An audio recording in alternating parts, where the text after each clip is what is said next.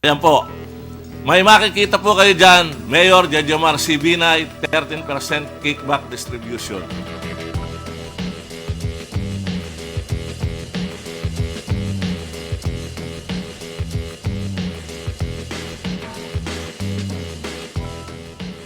Today on Rappler, the Senate invites Vice President Binay to explain charges of corruption against him. The first time a sitting Vice President is called to a legislative probe. The government reports no casualties from Typhoon Luis, international name Kalmaegi. And retired Army Major General Jovito Palparan moves to the Philippine Army detention cell. Hello, I'm Katerina Francisco. Welcome to Rappler, your social news network. For the first time, a sitting Vice President is called to a legislative investigation. A Senate Blue Ribbon Subcommittee invites Vice President Jejomar Binay to a hearing on September 25 regarding the alleged overpricing of a Makati City Hall building. The building is the basis of a plunder complaint filed against the Vice President and his son, incumbent Makati Mayor Junjun Binay. In an earlier Senate hearing, former Makati Vice Mayor Ernesto Mercado said Binay got a 13% kickback from city projects when he was still mayor. The Vice President was supposed to address the accusations against him in a special event Monday, but postponed it to visit the typhoon-hit provinces of Cagayan and Isabela. In a text message to Rappler, Binay's spokesman says the Vice President will decide whether to accept or reject the invite after the address. The government says there are no casualties so far from the onslaught of Typhoon Luis, international name Kalmaegi, over the weekend. The Disaster Management Council excludes the deaths from the sinking of MV Maharlika 2 off Southern Leyte, saying the incident was only an indirect impact of the typhoon. Started the monitoring. So far, wala tayong na-attribute na directly as a result of Luis may namatay. It's a little bit debatable if it's a result of the Luis, kasi meron mga ibang barko doon, pero ibang barko naman hindi na disgrasya, hindi na aksidente. So it boils down na nag-umpisa doon sa naging depekto o derangement na tawag namin yan sa Navy, sa naging derangement ng barko. The typhoon is out of the Philippine area of responsibility, but State Weather Bureau Pag-asa says the provinces of Zambales, Bataan, Mindoro, and Palawan may experience occasional rains. Metro Manila and the rest of the country should expect isolated rain showers or thunderstorms. Check out Rappler's Project Agos microsite, a one-stop shop to help the public prepare better for disasters. Project Agos aims to raise awareness on climate change adaptation and disaster risk reduction and management. You can see what to do before, during, and after natural disasters like floods and earthquakes. Visit www.rappler.com/projectagos. Retired Army Major General Jovito Palparan is home. He smiles as he arrives at the Philippine Army headquarters Monday, following a court order to move him from the Bulacan Provincial Jail to the Army Custodial Center.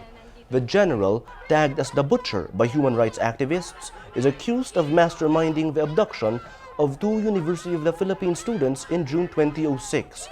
The Malolos Regional Trial Court ordered his arrest in 2009, but Palparan evaded arrest until soldiers captured him in August 2014. He earlier asked the court to transfer him from the Bulacan jail because of alleged threats to his life. Palparan says there is an assassination threat against him from the New People's Army. Human rights activists protest the transfer, but Military Chief General Gregorio Catapang Jr. says he is happy that the court granted Palparan's request. He adds, "We look forward to his safety while undergoing trial." The military says the general won't be given special treatment. As ordered by the court with its presiding judge, Teodora Gonzalez, the Philippine Army will take custody of Major General Palparan. He will be detained at the Philippine Army Custodial Center. We will abide by the provisions of the transfer as stipulated by the court order, and he will be presented to the court when needed. No special treatment because it is stipulated by the court order. Joining Palparan in the custodial center are his co-accused in the abduction of the two UP students. Despite calls urging her to resign over spoiled food packs intended for survivors of Typhoon Yolanda or Haiyan, Social Welfare Secretary Corazon Soliman says she won't resign. Soliman takes responsibility for the 7,527 food packs that got spoiled in transit from Cebu to Tacloban. But Soliman adds the food packs only comprise 0.17% of the 4 million given out to typhoon survivors. Responding to calls for her resignation, Soliman says, quote, "I don't want to be distracted because there is still much more to be done. We accept our lapses and we will correct them." The secretary adds the department has already utilized 90% of the donations for the victims of the typhoon that hit central Philippines in November 2013. Let's now look at Rappler's Wrap for today, a list of the 10 most important events around the world you shouldn't miss. At number 5, British Prime Minister David Cameron says Britain would hunt down the killers of an aid worker beheaded by the Islamic State of Iraq and Syria or ISIS. On Saturday, the terrorist group released a video showing the killing of David Haines, the third Western hostage to be killed in less than a month. In the video, Haines identified himself and explained that he was paying the price for Cameron's moves against ISIS. The terrorist group threatens to execute another British captive, Alan Henning. At number 6, appearing in Iowa Sunday, former U.S. Secretary of State Hillary Clinton jokes about her potential 2016 White House bid, telling Democratic supporters she was, quote, "thinking about it." Clinton said she will announce next year whether she will run for president. Iowa, a small farming state of 3.1 million, holds disproportionate sway in U.S. presidential politics due to its caucuses. A CNN ORC International poll released Friday shows the former First Lady is already polling ahead, with 53% of Democratic voters in Iowa favoring Clinton. And at number 8, more than 1,000 activists rally in Hong Kong Sunday to protest Beijing's proposal for a highly restricted form of universal suffrage. Protesters carry black cloth displaying Chinese characters that read "civil disobedience" and "boycott classes." Last month, Beijing said candidates for Hong Kong's 2017 polls will be vetted by a pro-Beijing committee. Pro-democracy groups vowed to usher in a new era of civil disobedience against the decision. For the full top 10, visit Rappler.com's The Wrap. Every story on Rappler has a mood meter which gives you 8 emotions to choose from. Click how you feel and your vote comes down to the mood navigator in the middle of the front page, which crowdsources the mood of the day. It also gives you the top 10 stories with the most clicks. Several stories on our mood navigator today are positive stories.